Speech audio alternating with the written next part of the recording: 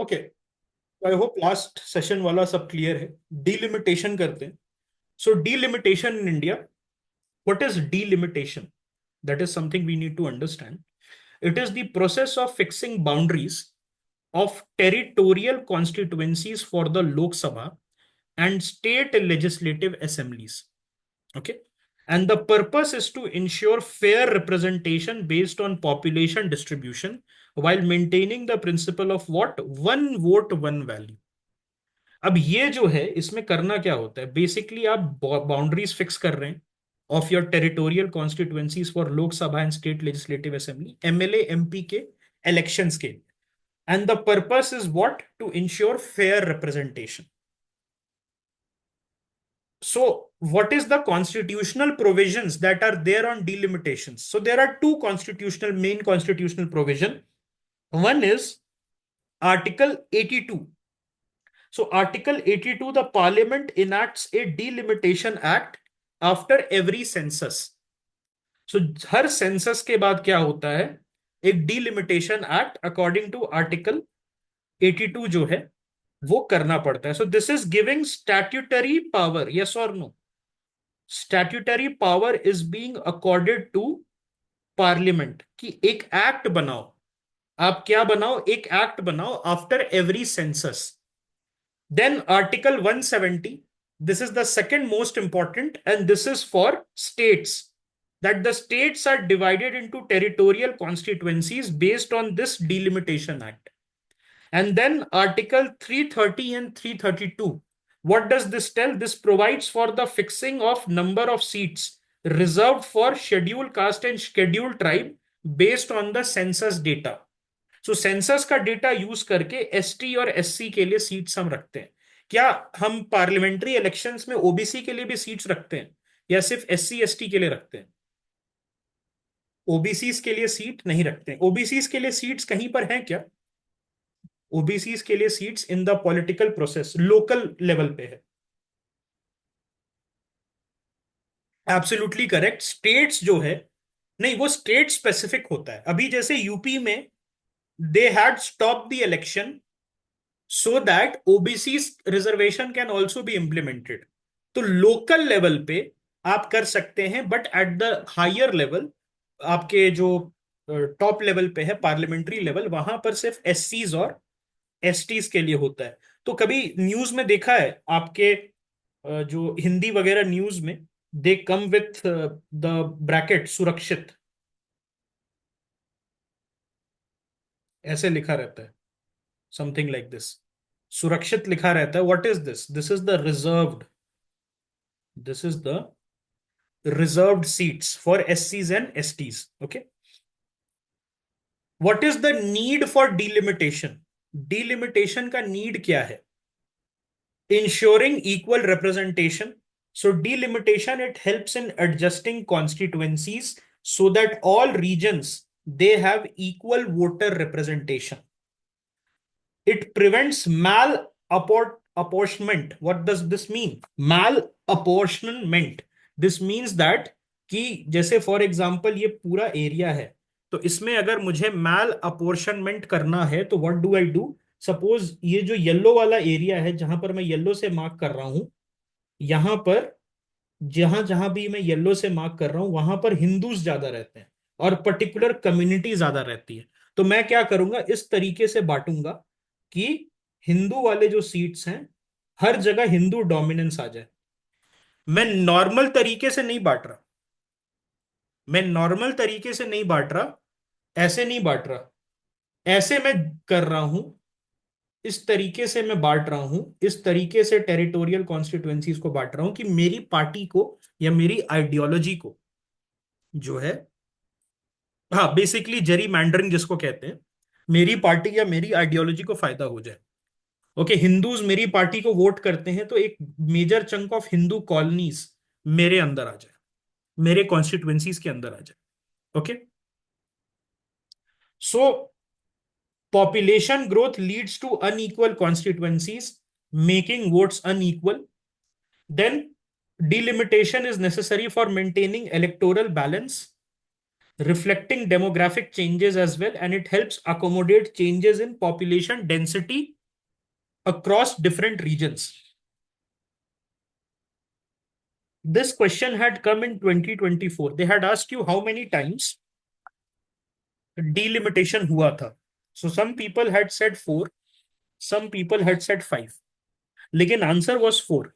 Many people say जो जम्मू कश्मीर वाला था, that was also a delimitation.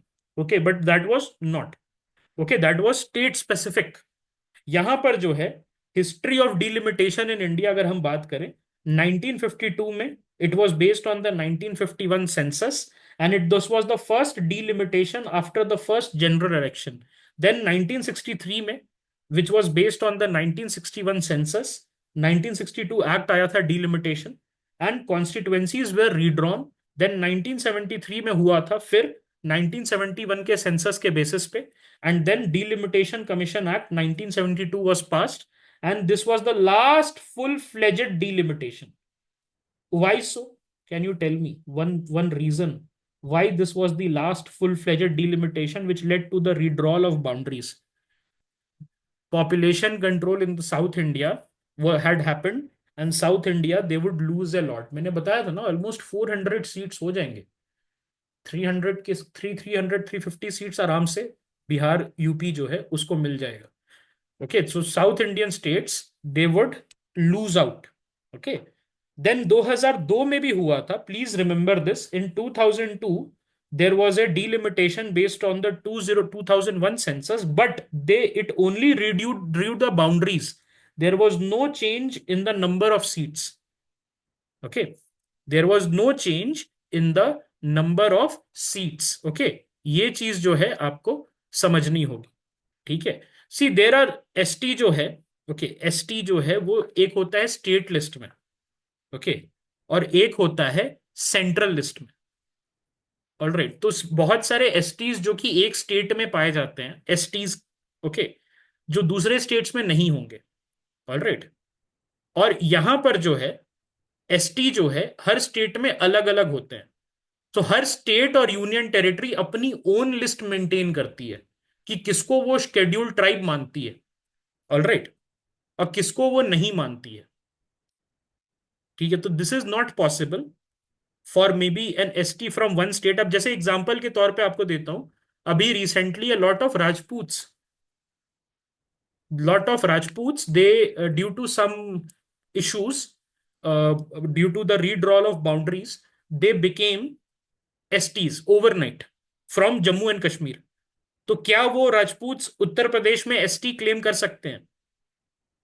क्या वो क्लेम कर सकते हैं? द सिमिलर वे ओबीसीज भी अलग अलग होते हैं. In UP they are okay OBCs.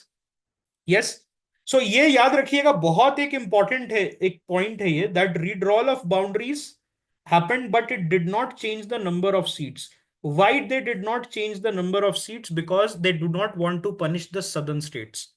अगर आज के डेट में नंबर ऑफ सीट्स चेंज होता है तो this will significantly bring down the total representation of south Indian states, and that is why 1971 census जो है it is taken. Okay, so 42nd amendment act 1976 froze the number of seats in Lok Sabha and state assemblies until 2001 to encourage population control.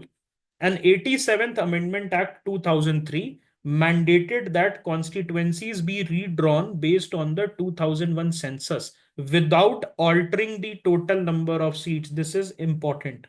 Please remember, there was no alteration of the number of seats. ये जो है 2002 का सिर्फ boundaries का redrawal हुआ था. Number of seats it remained unchange. तो आज के डेट में जो हमारे इलेक्शंस होते हैं वो किस सेंसस के बेसिस पे होते हैं? Which census we are talking about? 1971. 1971 census के बेसिस पे हमारे इलेक्शंस होते हैं regarding number of seats. Delimitation process in India की अगर मैं बात करूं, so president of India appoints the delimitation commission which works with the election commission of India. Commission का कॉम्पोजिशन क्या होता है? रिटायर्ड सुप्रीम कोर्ट जज He shall be the chairperson. The chief election commissioner shall be also present, and the state election commissioners from the concerned states will also be present. What is the delimitation procedure? So we start with collection of population data. Census figures are used as the basis for delimitation. Drafting of new boundaries happen. The commission proposes new constituencies boundaries. तो सबसे पहले census का data लिया जाता है जिसके basis पे delimitation करना है. उसके बाद जो है हमारा कॉन्स्टिट्युएंसीज का बाउंड्रीज जो है वो उसको प्रपोज किया जाता है, new constituency boundaries. Consultation with public and stakeholder is done. Political parties and public representatives are consulted about this, and finalizing of the delimitation order. So final order is published in the Gazette of India of the Delimitation Commission, and implementation, once the order is published, it has the force of law and cannot be challenged in court. Or is it? Can it not be challenged in court? लिखा हुआ है भाई, देखिए लिखा है कि it cannot be challenged. Why? Because once the order is published, it has the force of law. But do you think that in this day and age, with the basic structure regime that we are, okay, basic structure regime हमारा चल रहा है, okay, so ये जो है, all right, ये जो है आपको एक समझना होगा, there are total 4 delimitations. Total यहां पर क्या है, 4 delimitations है यहां पर. ऑल राइट, कश्मीर वाला डिलिमिटेशन जो है दैट वाज डिफरेंट. ओके, वो हुआ क्या था, ओके, वो हुआ क्या था, वो सिर्फ जम्मू कश्मीर के लिए था. बिकॉज एक न्यू, ओके, एक न्यू चीज हुई थी दैट एक स्टेट जो है उसको 2 पार्ट में डिवाइड करके, और ये वाला जो पार्ट है, ओके, ये वाला जो पार्ट है उसको लद्दाख बना दिया गया था without any seats. Okay, without any union territory, without a legislature. Whereas this part ये जो है आपका, ये जम्मू एंड कश्मीर बनाया गया था. ऑल राइट, तो वहां पर आपको डिफरेंट चेंजेस करने पड़े थे. ओके, और Jammu Kashmir was treated as a single entity for the purpose of delimitation. Okay, so उसमें जो है नए डिलिमिटेशन के हिसाब से उस पर्टिकुलर स्टेट में इलेक्शन हुआ था. तो सेंट्रल लेवल पे how many delimitation commission using the census data has been there? Total 4. और यही क्वेश्चन आया था 2024 में. I think last year we did this in class. Yes, and total 4 हो गया था. Many people they ticked 5. Many people they ticked 5. Yes. Also to provide SC/ST. तो कश्मीर का जो डिलिमिटेशन था दैट वाज स्टेट स्पेसिफिक. वो सिर्फ कश्मीर में जो है SC/ST सीट्स वगैरह और बहुत सारी चीजें जो है नई चीजें थी. वाई? बिकॉज आर्टिकल 370 से निकल रहा था वो. तो स्पेशल कंडीशन जो है वहां पर हमें देखने को मिली थी. Right, okay.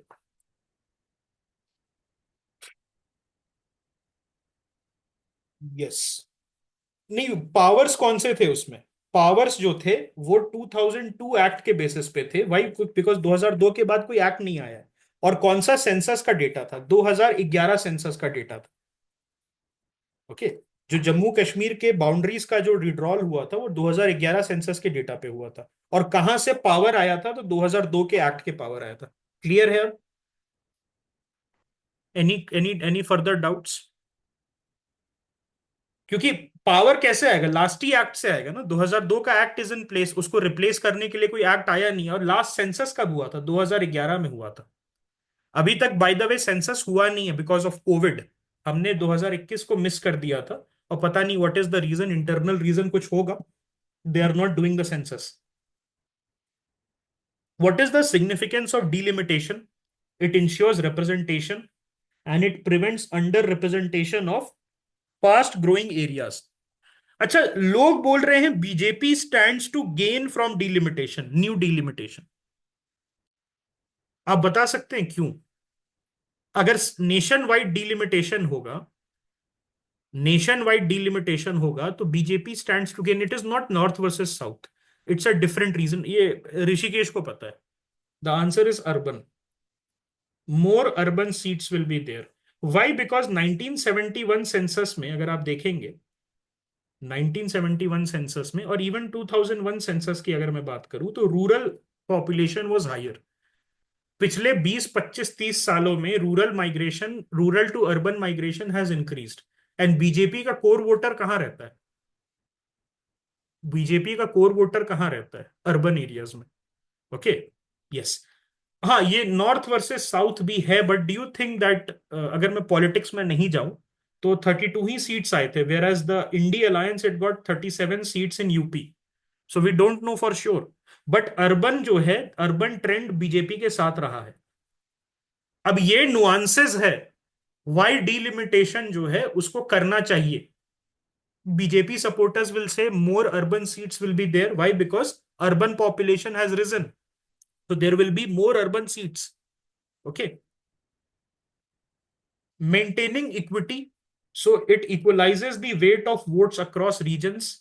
Reserving seats for SC and ST, तो यही चीज जो है JNK में हुआ था। असम में भी अभी, इफ यू रिमेंबर, असम में भी हाल फिलहाल में they had done this. Then preserving federalism balances power distribution among state. Do you think that any new delimitation will preserve federalism in India? Any new seat? Okay. Hmm? So the answer is no. Why? Because South Indian states will lose, while the North Indian state, especially UP, Bihar, they will get very high. तो इससे federalism बचेगा किसी भी तरीके से? Punishment और कहीं पे क्या अवार्ड मिल रहा है क्या? और कहीं पे अवार्ड मिल रहा है क्या किस उन साउथ इंडियन स्टेट्स को अपना पॉपुलेशन कंट्रोल करने के लिए? If you remember, I had talked about finance commission. उसका जो फॉर्मूला है, specially the NK Singh finance commission, वहां पर अगर आपने पॉपुलेशन कंट्रोल किया है, डेमोग्राफिक परफॉर्मेंस किया है, तो आपको पैसे मिलेंगे, अवार्ड्स मिलेंगे। तो सरकार जो है, it will never do something जिसके वजह से south Indian states will get punished for their better performance in controlling the population. Then population control, so it incentivizes lower population growth by freezing seat allocation. तो अभी तक it has been frozen. तो why it has been frozen? Based on the 1971 census, the number of seats, so that it can incentivize lower population growth. अब देखो, कर्नाटक में, तमिलनाडु में, केरल में, there are very less people on the roads. Still they are having a lot of seats. अगर आप देखोगे तो वाराणसी में 8-8 लाख वोट से लोग जीतते हैं, 11-11 लाख वोट से जीतते हैं। ओके, सो ये चीज जो है, you have to understand. Alright, 36% is urban population right now. 2025 का डेटा जो है उसके हिसाब से आप कह रहे हैं क्या? Okay, so it will be on the higher side. Okay, India Today has done the calculations. Do you think that India today can exercise similar to census? तो it will be ±5.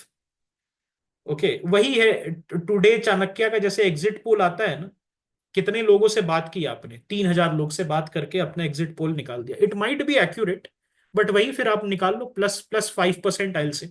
अगर इंडिया टुडे 36% कह रहा है, which is a private house with limited capacity, so I'll say it will be closer to 42 to 44% at least जो है 42 से 44% होना चाहिए। क्योंकि एक और चीज अगर आपको मैं बताऊं, तो definition of urban area change हुआ है कि नहीं? बहुत सारे पिछले गांव आज के डेट में टीयर 4 टीयर 3 सिटीज के कैटेगरी में आ गए। जो पहले गांव हुआ करते थे, they have started to develop into urban regions. For example, पहले क्या ग्रेटर नोएडा गांव था गुज्जरों का, गुड़गांव में जाटों के गांव थे, आज के डेट में वहां पर स्प्रॉलिंग कैंपसेस हैं। तो अर्बन एरिया एक्सपैंड होते जा रहा है, गांव अब चेंज हो रहे हैं। There is one migration rural to urban, then the second is urban area creation. Okay, so दो both factors have to be kept in mind, okay, before seeing this. Anyways, what are the concerns and challenges in delimitation? Regional disparity: southern states with better population control may lose representation while northern states gain seats due to higher birth rate. क्या northern states में सारे northern states, this is talking about UP plus Bihar, क्योंकि northern states में भी population control हुआ है।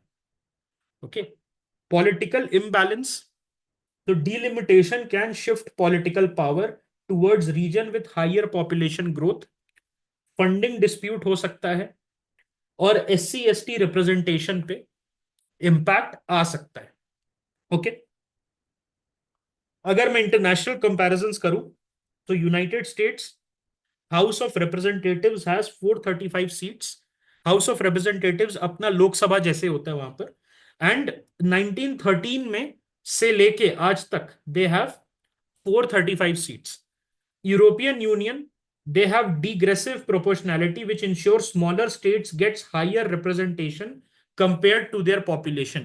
Because होगा क्या, यूरोपियन पार्लियामेंट में अगर जाओगे तो Germany, France, Britain, all these will, अब तो ब्रिटेन चला गया बाहर, but all these will dominate. तो उसके वजह से क्या करते हैं, ये ट्राई करते हैं जैसे छोटे छोटे स्टेट्स होते हैं यूरोपियन यूनियन के, उनको ज्यादा रिप्रेजेंटेशन देने की कोशिश करते हैं so that they can be balanced. UK में parliamentary constituencies are revised based on population shift, but it does not change the overall seat counts. आज के डेट में यूके जो है उसमें प्रॉब्लम पता है क्या, यूके में टोटल वोट ही 10,000 पड़ते हैं। पार्लियामेंट्री इलेक्शन की बात कर रहा हूं, दो टोटल वोट 8,000 से 10,000 ऐसे ही पड़ेंगे वहां पर, पॉपुलेशन ही नहीं है उनका। और वहां पर उन्होंने क्या किया है, ओवरऑल सीट्स को चेंज नहीं किया है।